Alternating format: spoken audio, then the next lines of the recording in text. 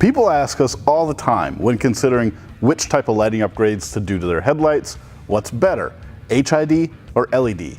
In this video, we're going to talk about the 4 main things to consider with each technology: color, components, brightness, and beam pattern.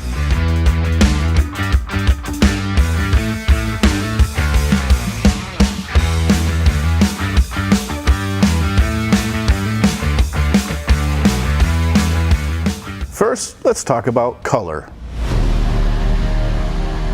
Color is a very important component to your lighting choice because different kinds of colors react differently in different driving environments.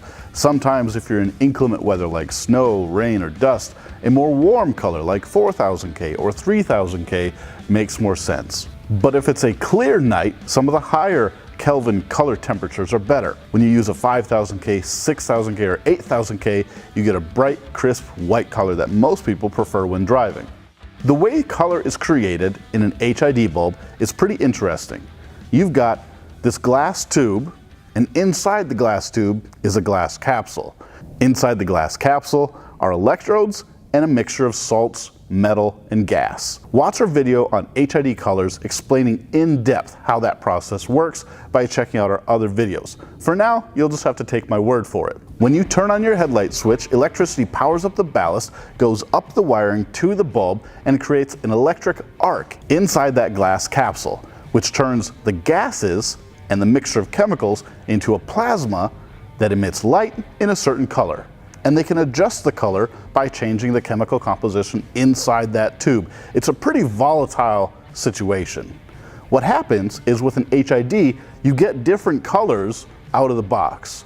You can do a 3000K yellow, 4000K, 5000K, 6000K, 8000K, 10,000K, 12,000K. You can even do red and pink and green. They can make pretty much any color you want based on what's inside that glass tube. The problem is you get a lot of variations from one manufacturer to the other, from one batch to the other.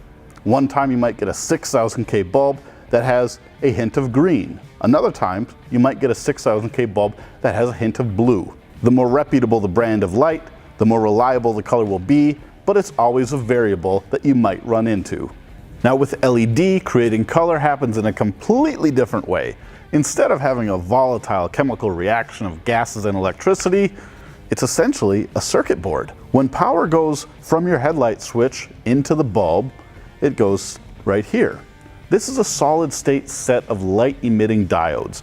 Essentially what happens is on the molecular level, when you give the bulb power, there's something called a p-n junction, and when atoms and electrons are moving back and forth, they release energy that creates light. On a white LED, that light is actually blue, and the reason your LED chips are yellow is as a filter. You put yellow phosphor filter over blue LED light, you get different shades of white.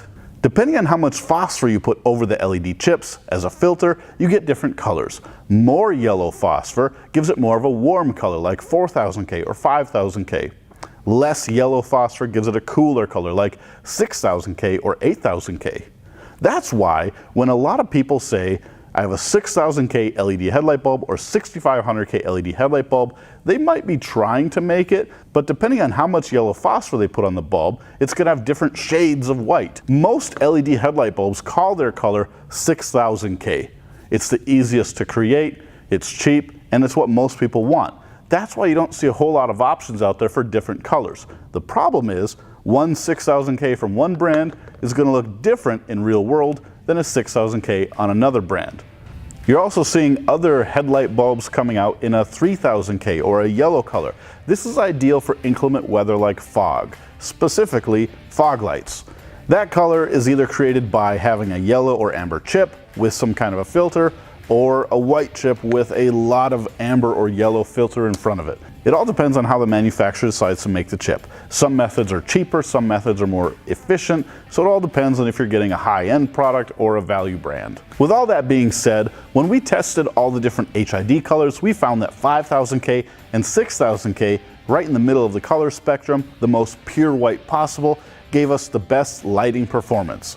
So if you just want to get the brightest thing, go with one of those colors. Next up, components. The short story is there's a lot more going on with an HID conversion kit. You've basically got 2 or 3 parts depending on what you're working with. You've got a ballast, you've got your bulb, and depending on your application, you might also need some kind of a relay harness. Let's start with the ballast. The ballast is the thing that takes the electricity from the vehicle and converts it to a 23,000 AC high voltage electric spark to fire up that xenon gas light bulb. Depending on the brand you get, they're going to be manufactured a little bit differently, but I assure you, they've all got the same components. On the ballast body, you've got a power input and a power output. That's going to be the same thing as something like this Marsauto, even though it's modular. You've got the ballast body, you've got your power input, and your power output. So even though they look a little bit differently, all HID ballasts pretty much work the same and do the same thing. The biggest difference between one ballast to another is how quickly they start, how reliable they are, and how solid the power is. Some ballasts you'll get some fluctuation in color and brightness if the internal components aren't up to snuff, but for the most part they all operate the same way. When it comes to an HID bulb, you've got 2 different types, a single beam and a dual beam. A lot of vehicles come with one specific light bulb for low beam and another just for high beam. So your one headlight might have 2 separate headlight bulbs. And then another vehicle that uses a dual beam bulb has one light bulb that does both high and low beam. So let's start with single beam. This is probably the most common type of HID bulb you're going to find, and it's one glass capsule that does either your low beam or your high beam. You've got the bulb with wiring coming off of it, a grommet because normally an HID kit needs to pass through the headlight housing, and your wiring to connect everything up. The idea is your ballast is too big to fit inside your headlight housing, so we have to pass the wiring through, which is why it's fairly complicated. You've got your power input on the inside of the headlight, the grommet to pass your wiring through the headlight housing, and everything out on the other side that connects to your ballast. It doesn't matter what brand you use, they're all going to essentially operate the same way. You've got your bulb, your internal wiring, your grommet, and your external wiring. Now when you go to connect everything, it also connects the same way. All these HID kits pretty much connect one way. You've got your power that goes in there, you've got 2 smaller wires that connect on the outside, and there is your finished configuration. Now if your car or truck came with a dual beam bulb like 9004, H13, or H4 that does both high and low beam in one bulb, you need a couple extra pieces of equipment. The bulbs are totally different. Instead of having one bulb that does one beam, this one actually has an electromagnetic solenoid on the bottom that, when energized, moves the bulb inside the housing. When it's up, it's further away from the reflector base, which gives you your low beam. When you turn your high beam on, the bulb gets sucked down and the light source grows closer to the reflector base, giving you your high beam. Now how do you control all of this? It still plugs into your HID ballast the same way as before, but there's an extra step. If you have a dual beam bulb, you also need a dual beam relay harness. This one connects directly to your factory wiring, and it has all the wiring to go to your battery, the bulb, and the ballast. This thing stretches all over your vehicle, from your battery to each headlight housing to each ballast and each bulb. This kind of a harness is what's required if you have one light bulb that does both high and low beam. It's a fairly complicated process with a little bit more install time, but it's tried and true. It works, and it works well. When talking about the LED light bulbs, it's a much more simple, refined, and concise situation. For a single beam bulb where you've got one bulb that does just your low beam or just your high beam, this is it. You take out your old bulb, you put in the LED, you plug in the wiring to your original housing, and everything fits inside the headlight housing. It's a pretty simple install. You've got one set of LEDs because this is just doing one beam pattern. If you have a dual beam bulb where one light bulb does both beams, like high and low together, it's pretty similar. You just need this. Again, it's one LED that fits in your headlight, plugs into your wiring, and everything fits nicely inside the housing. There's no relay harnesses to mount, it's all very plug and play. You can see the big difference on this one is instead of having one array of LEDs, you have 2. One does your low beam, one does your high beam.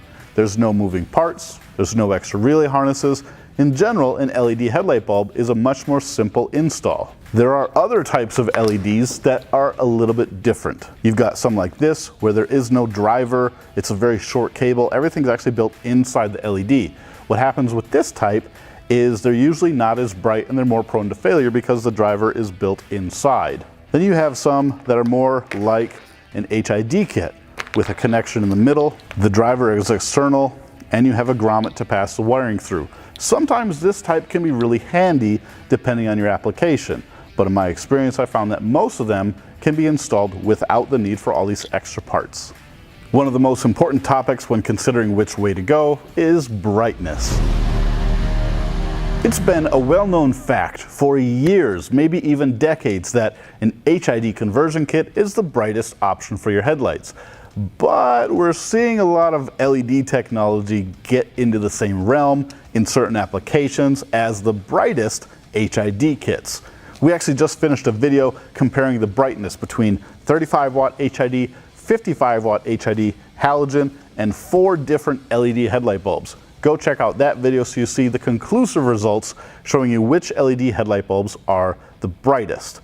We even found some of them that were brighter than 35 watt HID and as bright as a 55 watt HID. A year ago we couldn't have talked to you about that, so it's a pretty exciting change in lighting technology. Generally speaking, your original halogen light bulb comes in at about 900 to 1000 lumens of light. Lumens is just the measurement of brightness, the measurement of light created by the light source. In this case, it's a little filament that glows when you give it power. A 35 watt HID kit comes in at about 3500 lumens. A ballast plus that bulb creates light about 3.5 times brighter than your stock halogen bulbs. If you were to replace your ballast with a 55 watt ballast, you'd actually be getting about 5000 lumens of light.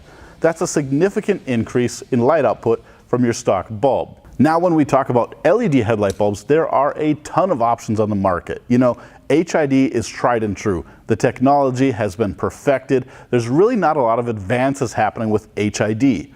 But every single year we see more and more products that are better and better in the world of LED headlight bulbs. Today, the GTR Lighting Ultra 2 actually surpassed a 35 watt HID in our test in the other video, and we proved that it's as bright as a 55 watt HID. That is truly amazing. There's no way we could have said that even 6 months ago, let alone today. Now, not all LED headlight bulbs are created equal. If you go check out our other videos where we do a shootout between many different brands of LED headlight bulbs, you'll see that even though they use similar technology, similar designs, some of them even look the same, they all come in at different brightness levels. And that's due to the construction. What type of LEDs? How are they built? What type of heat sinks? How much power do they draw? And so we talk about that in different videos. Today we're just talking about the differences between LED and HID. The biggest thing that you're going to see with brightness, with HID, as soon as you turn on your headlights, they actually get super dim, probably less bright than your original halogen headlight bulb. But in 8 to 15 seconds, they warm up and they glow a massive amount of light. With LED, it's instant because there's no moving parts, there's no chemical reaction, there's no charging up or warming up that needs to happen. It's a solid state, light emitting diode. You give it energy, it turns on. Next up, beam patterns. If you're considering an HID headlight upgrade or an LED headlight upgrade, that probably means that you originally had a halogen light bulb.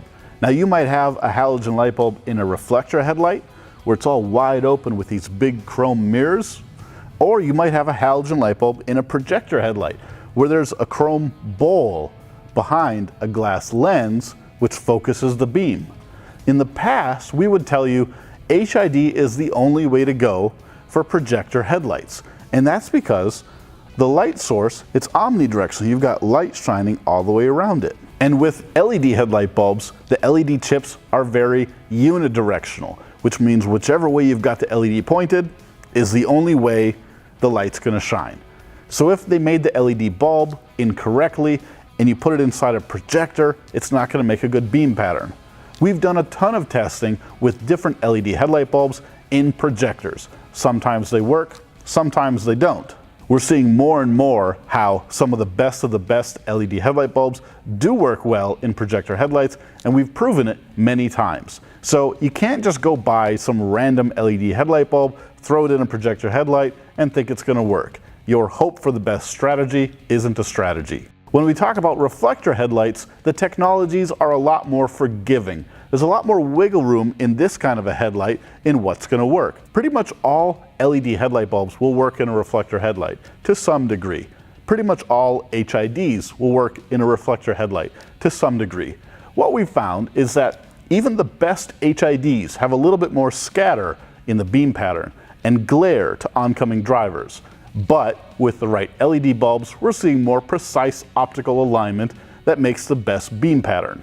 But it kind of goes both ways. If you get the wrong LED bulbs that you haven't tested, that you haven't seen reviews on, that we haven't tested, you might get more scatter than with an HID.